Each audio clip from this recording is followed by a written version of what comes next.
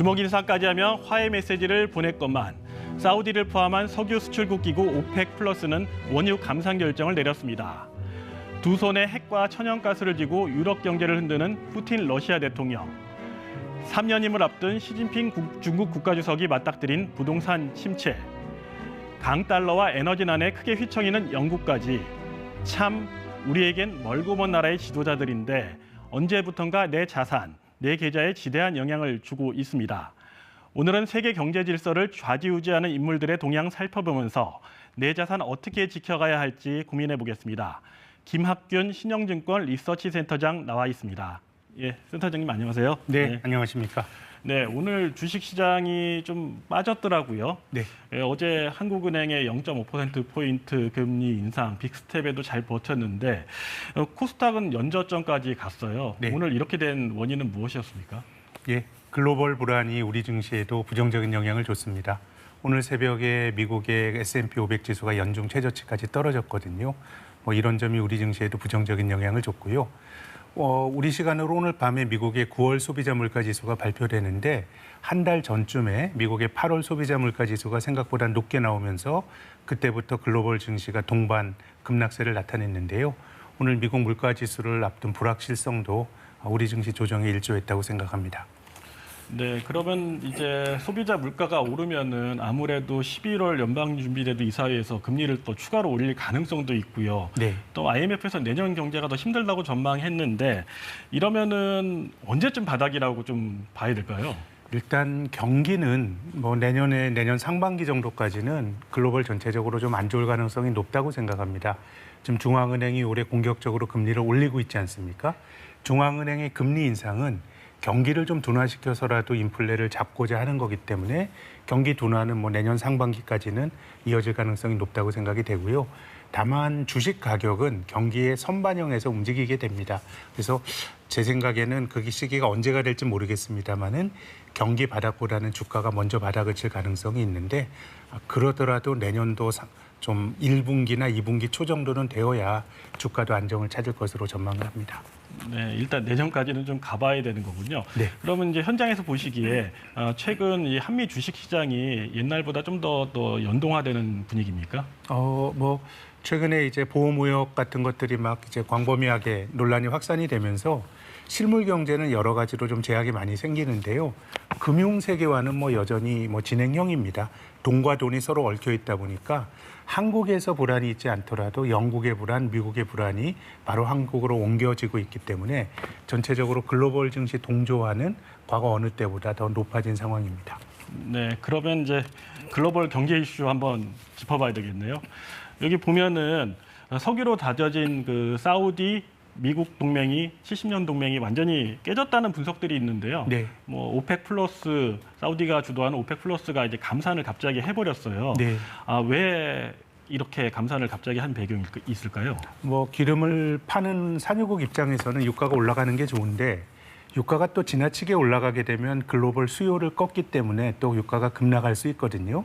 그렇기 때문에 이제 유가 올라가는 건 동전의 양날의 칼인데 지금 전체적으로 보면 온 세계가 인플레이션 때문에 고민을 하고 있고 물가가 올라가는 주된 원인 중에 하나가 에너지 가격의 불안이거든요. 그래서 올 상반기에 미국의 바이든 대통령도 사우디에 이제 다녀왔었는데 이제 오펙 플러스가 이제 감산을 결정하면서 전체적으로 인플레이션에 좀 기름을 부을 수도 있기 때문에 기름을 쓰는 나라 입장에서는 굉장히 좀 부담이 되는 상황이고요. 특히 그 미국 입장에서는 사우디와 장기간 굉장히 우호적인 관계를 유지해 왔는데 사우디가 전쟁을 일으키는 러시아 편을 결과적으로 좀 손을 들어주는 게 아니냐라고 해서 좀 미국의 분위기는 좀 격앙돼 있는 것 같기도 합니다. 네, 그럼 우리나라하고 또 기름값 영향 많이 받는 나라를 예를 들어 어떤 나라들이 좀 있을까요? 우리나라가 대표적입니다. 우리나라 무역수지 적자가 9월까지 6개월 연속 적자가 났는데요.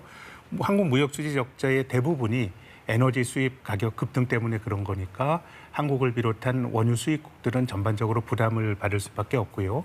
특히 글로벌 경제 전반이 인플레이션으로 고통받고 있기 때문에 유가 상승은 수입 물가를 높여서 물가를 또 자극할 수 있기 때문에 기름 만들어 파는 나라 제외하고는 모두에게 악재라고 봐야 될 것 같습니다. 네, 그러면 이제 사우디가 손잡은 한번 이분을 봐야 될 것 같아요. 이번에 글로벌 경제에 흔들은 푸틴 러시아 대통령이죠. 최근 네. 뉴스만 보면 우크라이나에 핵 공격 위협 가했고요. 또 유럽의 가스 공급 두고도 이제 겨울철 앞두고 밀당을 하고 있는데요. 그럼 최근 뭐 경제 영향에 어떤 영향을 좀 미치겠습니까? 뭐 올해 우크라이나 전쟁이라고 하는 게 여러 가지 인플레이션에 기름을 부었고요. 또 경제적 현상은 금융시장에서 전망을 해서 대처를 하는데 이런 식의 전쟁은 우리가 수십 년 만에 처음 경험하는 거거든요. 그래서 뭐 전술핵 사용 뭐 이런 것들이 뭐 얘기가 되고 있는데 저는 뭐 전술핵을 쓰건 안 쓰건 간에 우크라이나 전쟁이 장기화되면 장기화될수록 글로벌 경제에는 굉장히 부담이 될 것 같고요. 특히 만약에 이제 전술핵이라든가 이런 것들을 쓴다고 가정을 해보면 이것은 이제 글로벌 전체적으로 투자자들이 나쁜 상상을 하게 될 가능성이 높습니다. 일종의 어떤 선을 넘어선 거기 때문에 대만 문제, 핵을 가진 여러 가지 불량 국가들에 대한 우려 이런 것들이 이제 부각이 될 수가 있기 때문에 우크라이나 전쟁은 지속되는 한에서는 계속 글로벌 경제에 큰 악재로 작용할 가능성이 높다고 봅니다. 네, 영국 같은 경우는 파운드화가 갑자기 이제 폭락을 했거든요. 뭐 감세 때문에 비롯됐다고 하는데 뭐 외신에서는 굉장히 크게 다룹니다만 우리나라의 영향은 어느 정도 좀 미칠까요? 네, 우리가 지난주에 주가 많이 조정받은 거는 영국 영향을 받았다고 생각합니다. 이 금융 세계화를 주도했던 거는 미국과 영국의 금융기관들이 주도를 했거든요. 최근에 감세 정책 이후에 영국의 금리가 많이 올라가면서 영국의 금융기관들이 굉장히 어려움을 겪었는데 금융 세계화를 주도했던 영국의 금융기관들이 어려워지면 세계 곳곳에 뿌려놨던 자산을 팔게 되거든요. 그렇기 때문에 영국과 미국 금융시장의 불안은 그것이 이제 곧바로 글로벌 전체 리스크로 전이가 되는데 최근에 영국의 금리 급등도 한국을 비롯한 글로벌 금융시장에 부정적인 영향을 줬다고 생각합니다. 네, 한 나라만 더 가볼게요. 우리에게 바로 옆 나라죠. 중국인데요. 뭐 중국인 시진핑 주석 3년인 시대를 앞두고 있는데 부동산 문제, 미분양 등으로 골머리를 앓잖아요. 우리한테는 어느 정도 영향이 있을까요? 뭐 한국은 중국 경제의 그 노출도가 굉장히 큽니다. 우리나라가 최근 20년 동안에 무역 수지흑자가 7,900억 달러인데요. 대중 무역 수지흑자가 7,100억 달러입니다. 압도적으로 중국에서 돈을 많이 벌었는데 중국 경기가 나빠지면서 한국도 이제 영향을 받고 있는데요. 어쨌든 뭐 시 주석이 3년임을 하게 된다 그러면 그 이후에 어떤 경기 보양책을 쓸 것이냐 아니면 코로나 봉쇄 정책을 하고 있는데 이것을 풀어서 경기 보양을 할 것이냐 뭐 여러 가지 복잡한 경우의 수들이 있는데요.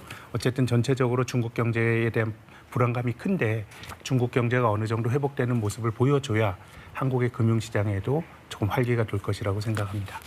예, 온 나라가 다 난리네요. 뭐 미국은 괜찮은 건지 또 글로벌 경제 위기 오는 거 아닌지 좀 걱정이 되는데 어떻게 전망하세요? 뭐 그나마 미국이 낫다고 말할 수 있겠습니다만은 미국이 6개월 전에 제로 금리에서 지금 기준금리가 3%를 넘어갔거든요.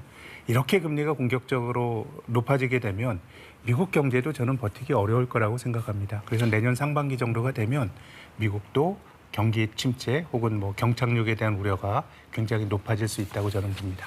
예, 뭐 동학개미, 서학개미 뭐 이제 투자할 곳이 도무지 보이질 않네요. 뭐 이럴 때 가만히 있어야 됩니까? 또 뭔가를 해야 됩니까? 저는 뭐 가만히 있는 것도 투자라고 생각하는데요. 금융시장은 늘 과민하게 반응합니다. 지금처럼 불안할 때는 제대로 가치를 평가받지 못한 가치 대비 저평가되는 자산들도 많이 나오는데 뭐 이런 경우는 도리 없이 저는 뭐 시간을 아끼면서 기다려야 된다고 생각을 하고요. 지금과 같은 시기에 가장 위험한 것은 손실을 조기에 만회하기 위해서 빚을 내서 투자하는 것은 꼭 저는 금물이라고 생각이 되고 앞으로 상당 기간 동안 금리가 높게 유지가 될 가능성이 높습니다. 그래서 지금 당장 부채를 갚진 않더라도 전체적으로 내 부채를 줄일 계획을 향후 1, 2년 정도의 어떤 계획을 가지고 세워놓는 것도 꼭 필요하다고 생각합니다. 네, 여기까지 듣겠습니다. 지금까지 ETY 김학균 신영증권 리서치 센터장이었습니다.